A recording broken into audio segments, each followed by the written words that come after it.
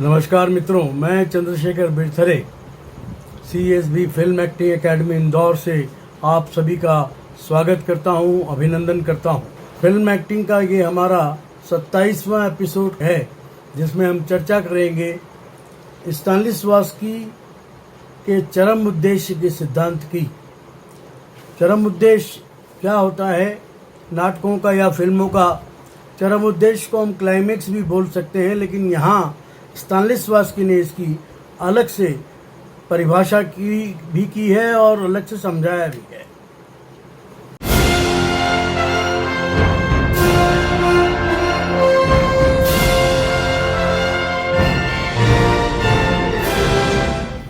Stanislavski का सुनिश्चित विचार है कि हर एक महान साहित्यिक रचना के साथ कोई न कोई चरम उद्देश्य जुड़ा होता है।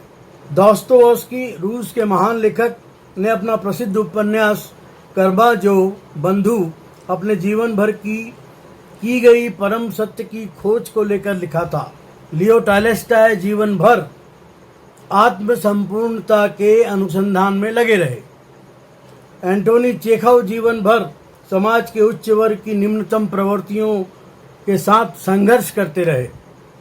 इसी विचार परंपरा को आगे बढ़ाते हुए नाट्य कला के संदर्भ में स्टानिस्लावस्की ने कहा है, एक नाटक में व्यक्तिगत उद्देश्यों की छोटी छोटी धारा को अभिनेता के सभी काल्पनिक विचारों, भावनाओं, कार्यों को कथा वस्तु के चरम उद्देश्य को चरितार्थ करने में सर्वतः संकुचित होना चाहिए, एक होना चाहिए।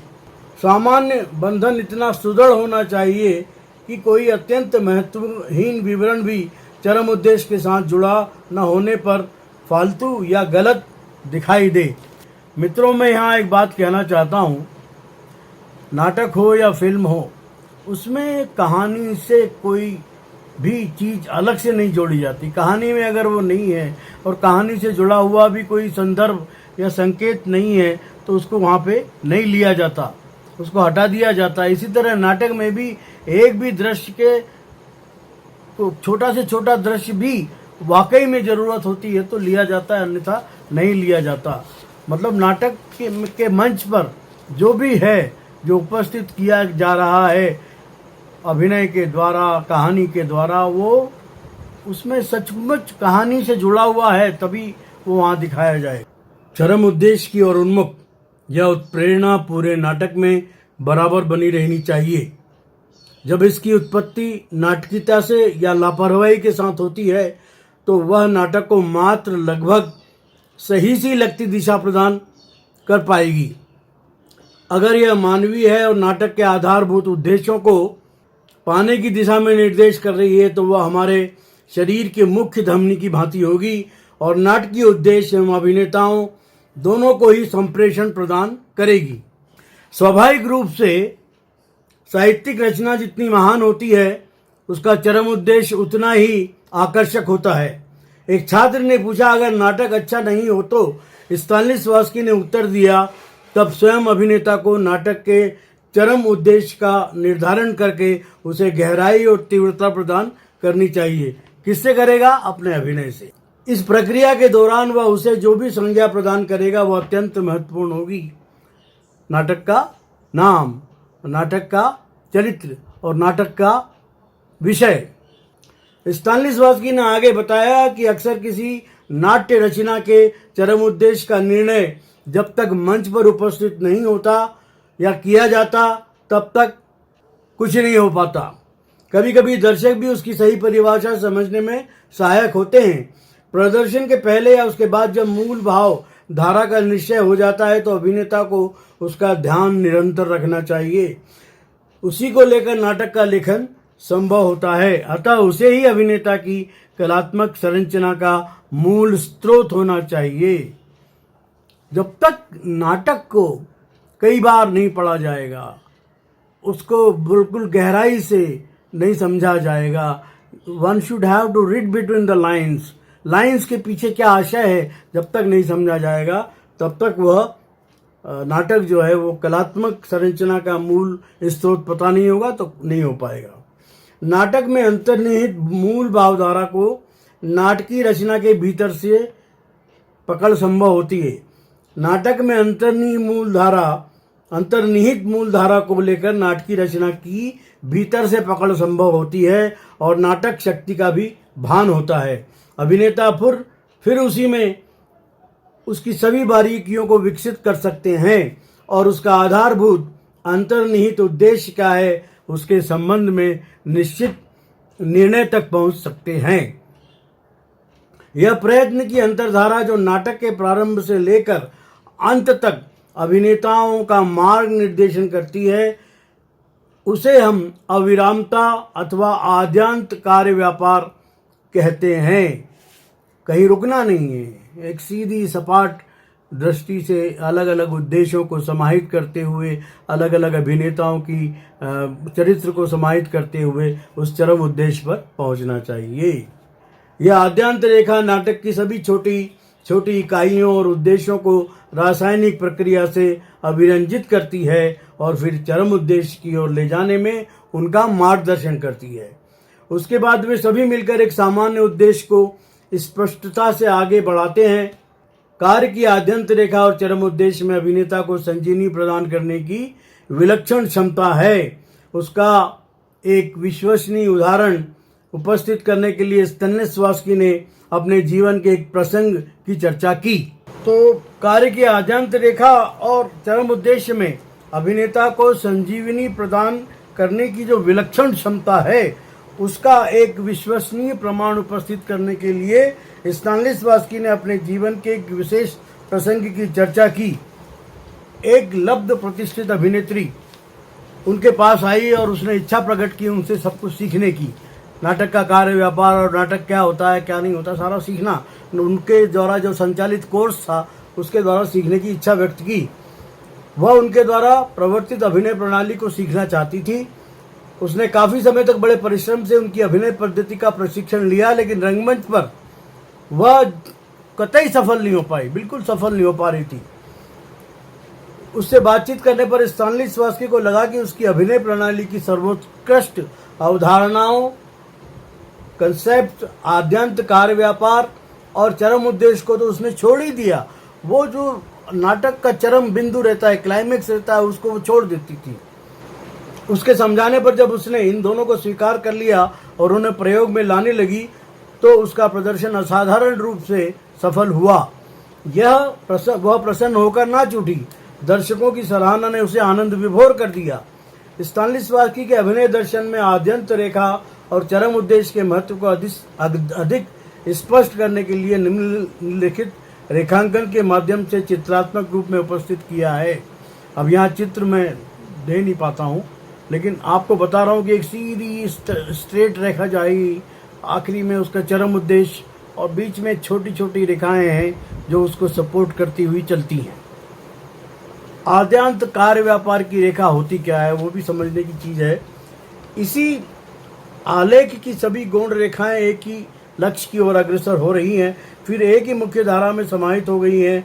स्तानिस्लावस्की ने उसके बाद नाट्य व्यापार के उस रूप का आलेख प्रस्तुत किया जिसमें अपने चरम लक्ष्य की स्थापना न कर पाने वाले अभिनेता की भूमिका उन छोटी छोटी रेखाओं से बनती है जो अलग अलग दिशाओं की ओर चलती है।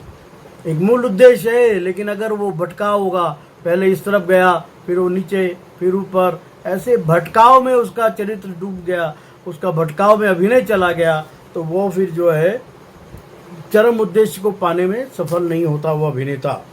अगर भूमिका के सभी छोटे छोटे उद्देश्य अलग अलग दिशाओं में जाते हैं तो निश्चय ही एक सुदृढ़ अविच्छिन्न रेखा का बनना संभव नहीं हो पाता।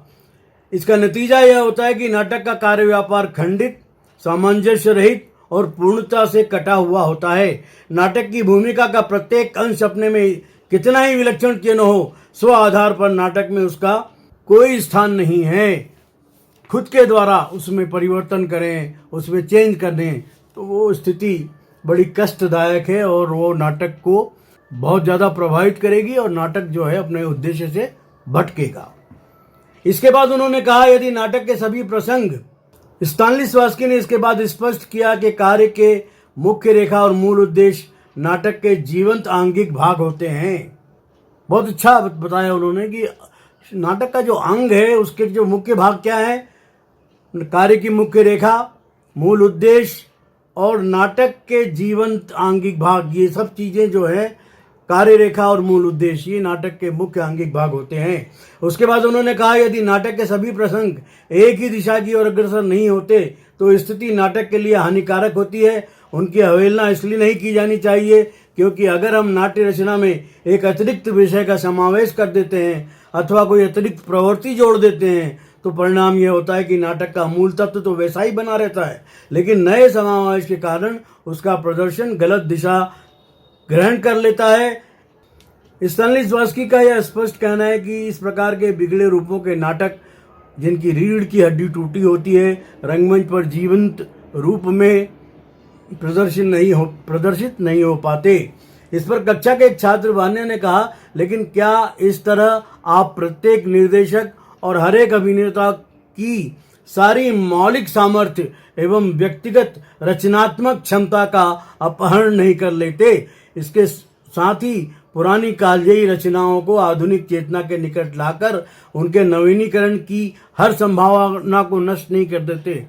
ये जो पूछा गया है, ये नाटक में इम्प्रोवाइजेशन के नाम पे पता नहीं क्या क्या आजकल के जो निर्देशक हैं वो डाल देते हैं।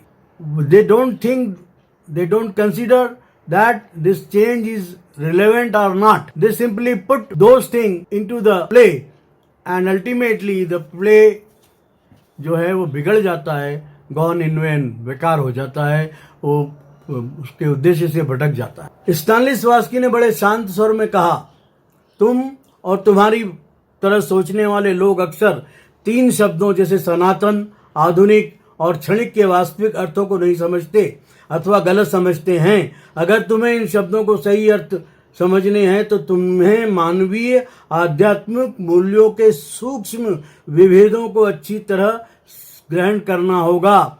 मानवीय आध्यात्मिक मूल्यों के सूक्ष्म विभेदों को अच्छी तरह समझना होगा।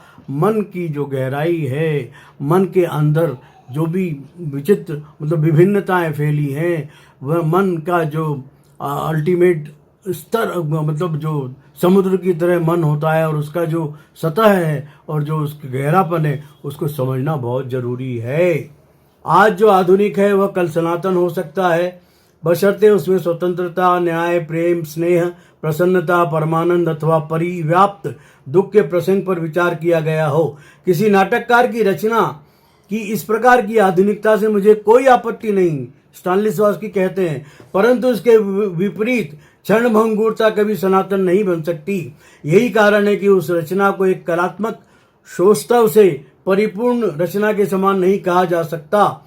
जो क्षणिकता पर बल देती है, फिर चाहे उसके निर्माता और निर्देशक कितने ही चतुर अथवा अभिनेता कितने ही प्रतिभावान क्यों न हो, उनको बाहर से भरने का उन्होंने चाहे कितना भी प्रयत्न किया हो। स्टानिस्लॉवस्की ने इस संबंध में यह भी कहा कि रचनात्मक कार्य में किसी प्रकार के बल का प्रयोग तथा किसी पारंपरिक विषय को ताजा करने के लिए उसमें किसी तरह की क्षण भंगुरता का समावेश क्षणिक नाट्य रचना और भूमिका दोनों के लिए हानिकारक हो सकते हैं और होते हैं। फिर भी यह सच है कि कभी कभी हमें अपवाद देखने को मिल जाते हैं। हम जानते हैं कि एक प्रकार के फल के वृक्ष में दूसरे वृक्ष की कलम लगाने से के अक्सर एक नया फल उत्पन्न होता है, एक ग्राफ्टिंग। इसी प्रकार कभी कभी किसी कालजयी रचना में कोई समसामयिक विचार बड़े स्वाभाविक रूप में जोड़ दिया जाता है और वह उसमें नए जीवन का संचार कर देता है। इस तरह की स्थिति में जो कुछ जोड़ा जाता है वह मुख्य विषय के साथ पूर्णतः आत्मसात हो जाता है, एसिमिलेट कर लेता है, मिल जाता है। इस दुखद संयोग से यह निष्कर्ष निकाला जा सकता है कि रंगमंच पर और नाट्य रचना में चरम लक्ष्य, आद्यांत रेखा, कार्य रेखा की सुरक्षा सबसे वांछनीय है, सबसे जरूरी है। अपने मूल विषय को बाहरी प्रवृत्तियों अथवा आंतरिक उद्देश्यों से सावधानी के साथ बचाए रखना चाहिए। स्टानिस्लॉवस्की की यह सुनिश्चित विचार है कि नाट्य कला में इन दोनों वस्तुओं जैसे चरम लक्ष्य और आद्यंत कार्य रेखा का असाधारण महत्व है। वस्तुतः वे उनके अभिनय दर्शन का मूल आधार है। नाटकीय कार्य व्यापार में यह भली भांति स्वीकार किया जा सकता है कि प्रत्येक क्रिया की प्रतिक्रिया होती है तथा वह मूल कार्य को और भी सघन करती है। प्रायः प्रत्येक नाटक में प्रधान कार्य के अतिरिक्त उसके विरोध में कोई प्रतिकार नहीं होता है। यह बहुत विलक्षण संयोग है, क्योंकि उसका सुनिश्चित परिणाम उससे भी अधिक सुनिश्चित उसकी क्रियाशीलता होती है। स्टानिस्लावस्की के लिए पाठ्यक्रम की हर एक वस्तु हमारी रचनात्मक प्रक्रिया की 3 सर्वाधिक महत्वपूर्ण प्रवृत्तियों पर अनुशासन करती है। वो कौन सी 3 प्रवृत्तियां हैं? आंतरिक पकड़, इंटरनल ग्रिप, आद्यांत कार्य व्यापार की रेखा, आदि से लेकर अंत तक कार्य व्यापार की रेखा, और चरम लक्ष्य। एक छात्र वान्य ने फिर कहा कि तमाम पाठों के अध्ययन और बताई गई एक्सरसाइजेस द्वारा उसे किसी प्रकार का कोई असाधारण अनुभव नहीं हो रहा है। उसने कहा कि मैं आराम से हूँ, मैं जानता हूँ कि मुझे क्या करना है, मैं यह भी समझता हूँ कि मेरे रंगमंच पर होने का अर्थ क्या है, मुझे अपनी कार्य क्षमता का विश्वास है और इस बात पर भी कि रंगमंच पर मेरी उपस्थिति साधिकार होगी। मैं सब समझ बूझ के समन्वय के साथ रंगमंच पर अवतरित जाऊंगा, लेकिन इसके बावजूद भी मैं अपनी अंतः प्रेरणा को नहीं जगा पा रहा हूँ। इस पर स्टानिस्लावस्की ने कहा, उनकी नाट्य पद्धति अंतः प्रेरणा का कभी निर्माण तो नहीं कर सकती, लेकिन वह उसके लिए समुचित आधार भूमि अवश्य तैयार कर सकती है।